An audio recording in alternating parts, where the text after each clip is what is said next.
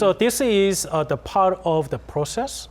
So we have to see that even if we didn't get any concrete message from Kim Jong-un this time, but we have to remember that this is a part of process. So as long as our president is trying to persuade Kim Jong-un into the right direction, so Kim Jong-un can meet President Trump again, and if something good happens there, I think this summit is still very meaningful. Right, but then I feel like that President Trump, he actually has a lot on stake right now with the midterm elections in the U.S. coming up and all. So he needs something to show his country that he is doing something as a peace mediator, I guess, that he's the one who will be able to end the nuclear war on the Korean Peninsula. But, you know, I guess things didn't really work out the way that he envisioned after that Singapore summit with Kim Jong-un. But I mean, I feel like after today's summit, depending on this week's summit between President Moon and Kim Jong-un, I feel like there are chances that President Trump might not meet with North Korean leader Kim Jong-un, depending on what comes out of this week. Even though it's very difficult for us to expect that there is a concrete message from Kim Jong-un about its nuclear weapons, but I'm almost sure that the Kim Jong-un is not going to say any negative things about the negotiation with the United States on its nuclear weapons. So when Secretary Pompeo canceled his most recent visit at the end of August, that there was a concern that North Korea might pull back from the dialogue with the United States. But with our special envoy's visit to Pyongyang, we confirmed that North Korea is still interested in having talks with the United States. That means that it's in North Korea's interest to continue to have dialogue with the United States. That means that North Korean leader is not going to say anything negative for the negotiation with the United States. So I think that even if we don't get any concrete positive message, but at the same time, we are not going to get the negative message from North Korean leader Kim Jong-un. Right, I kind of agree with that because in a sense, we know that Moon's special envoy to North Korea, Chung Eui-yong, when he was in Pyongyang this month, right? He said that Mr. Kim reaffirmed his commitment to denuclearize. So, you know, in a sense, we're a little bit confused. I mean, where is this going, right? I mean, he's saying he's willing to denuclearize. He even mentioned a timeline. We heard from our special envoy that Mr. Kim plans to, you know, go ahead with this denuclearization process before Trump's first term ends, right? So this was the first time that North Korea has actually put forth a timeline as well, which kind of raised hopes that perhaps things will get back on track. But obviously, Mr. Moon, our president, has a lot on his shoulders, and a lot of eyes are on what's going to come out. Although you said that, Dr. Wu, you said that you don't expect anything concrete to come out this time, meaning that perhaps you're expecting something vague to come out than just specific detailed measures, I guess? Since our special envoy briefed the media and the public that Chairman Kim Jong-un mentioned that he's willing to denuclearize by the end of President Trump's first term, which is the end of like 2020. Right. So maybe this time there's a possibility that Kim Jong-un publicly confirmed that message. So that's a good sign that North Korean leader mentioned the timeline of denuclearization by himself.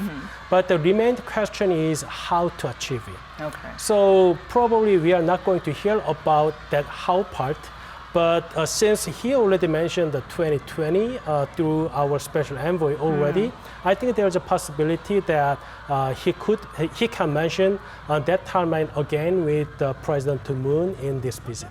All right, Jiwon, kind of shifting away our focus a little bit. Can you tell us more about the schedule for others during the first round of the summit involving our first ladies, business members, special entourage? Sure. So, like you said a while ago, the first round of summit between North Korean leader Kim Jong-un and South Korean President Moon Jae-in for this round of summit will begin later in the afternoon today at 3:30 and will last until about 5 p.m. And while that is happening, the first ladies of the two Koreas will be spending some time together. Okay. Now, they met for the first time back in April. That's when the Panmunjom Declaration was signed. But it wasn't long. It was only 3 hours, as it was right after the declaration was signed and during the whole dinner farewell event. And while that was also significant, their meeting in North Korea is also significant, as it is the first time the first ladies of the two Koreas will be meeting in the north. Now, former first ladies of South Korea also visited the north, namely our Lee Hee-ho, who is the wife to the late President Kim Dae-jung, and Kwon Yang-suk, who is the wife to the late President Roh Moo-yeon. They went to the north with their husbands in 2000 and 2007 respectively, but as Kim Jong-un's father Kim Jong-il never really disclosed his wife in public, the meeting between the first ladies never actually happened. And to briefly tell you about where these former first ladies went. They went to kindergarten in Pyeongyang, and they also met with female representatives and visited Korean Central History Museum and the Grand People's Study House. And Lee Hee-ho, First Lady Lee Hee-ho, even met her high school math teacher who was living in Pyeongyang. Oh, so is that right? Yes, that was something very interesting. But this time, I think we're going to have a schedule that's even more interesting, because the South Korean First Lady will be accompanied by the North Korean First Lady. And we have a number of places that they will be visiting. One of them is the Ongnu Children's Hospital, which was built in 2013, and it caters specifically to children and nursing mothers. And it is one of the hospitals in the north with the best technology and the best facilities. And using those facilities, such as the web cameras, the doctors at the Ongnu Children's Hospital even teach doctors in other hospitals around North Korea. So it's one of the best hospitals North Korea has. And another place the two first ladies will be visiting is the Pyeongyang University of Dance and Music. Now, this is a I think this place holds even more meaning to both first ladies, as they have a common denominator of music. Our the South Korean First Lady Kim Jong-suk, she majored in vocal music, and North Korean First Lady Lee Seol-ju, she was a singer before she met North Korean leader Kim Jong-un. And even at the Panmunjom summit, when the two met, they shared this interest in music and cultural events, and actually said that they will work to boost cultural exchanges between the two Koreas. And so they will be visiting this Pyeongyang University of Dance and Music. And to tell you more about this place, it's a performing arts university founded in July 1972, as you can tell from its name. And it has departments such as national instrumental music, modern instrumental music, vocal music, and even dance and composition. And one funny thing about this university is that one of the renowned alumni of this university is the famous pianist Kim Cheol-eung, who is defected to the South in 2002 to have the freedom of playing a wider range of music. So it's one of the significant places that North Korea has. Now, ever since we've been seeing a diplomatic thaw between the two Koreas, like you said, culture has played an important role between the two Koreas, and we've obviously been seeing many cultural exchanges between the two sides. And we know part of the delegation from South Korea includes some musicians, right? Yes, those musicians include Ailey, a pop singer, a famous female singer in South Korea, Zico, a very hot and well-renowned rapper in South Korea, who also doubles as a idol group, one of the members of the idol group. And this comes as South Korea South Korea and North Korea already held a concert earlier in the year. In North Korea, right? Yes. It was one.